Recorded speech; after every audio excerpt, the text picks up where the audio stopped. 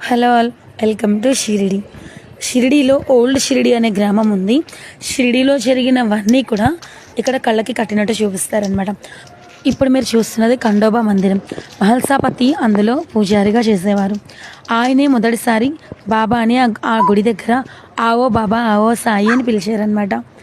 Next ఆ రోజుల్లో చూస్తున్నట్లయితే మనకి తాటాకుల ఇల్లు, పుల్లల పొయ్యలు, వేడి నీళ్ళు కాచుకోవడానికి బాయిలర్స్, ఇవన్నీ కూడా మనకి ఇక్కడ కళ్ళకి కట్టినట్టు చూపిస్తున్నారు. నెక్స్ట్ బాయిజామా, సాయిబాబాకి ఎక్కడున్నా సరే రొట్టె ముక్కలు వెతుక్కుని మరీ పెట్టి ఆయన ఆకలి తీర్చేవారు. బాయిజామాని సాయిబాబా గారు అమ్మ అమ్మ అని పిలిచేవారట. బాబాకి ఇష్టమైన ముఖ్య వ్యక్తులలో బాయిజామా అమ్మ కూడా ఒకరు. మీ కథని సత్యరిత్రలో చాలా బాగా వింటాము.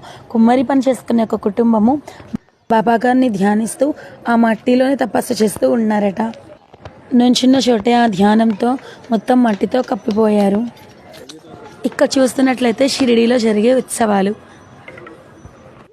బాబాగారి పల్లకి సేవ. బాబాగారి కాలంలో షిరిడీలో అందరూ కలరా వ్యాధితో ఇబ్బంది పడుతుంటే బాబాగారు గోధుమ పిండులు తన చేతితో ఇలా విసిరి ఆడవాళ్ళందరినీ ముగ్గులుగా వేయమన్నారట. కళ్ళకి కట్టినట్టు చూపించారు. గురుస్తానండి వేప చెట్టు కింద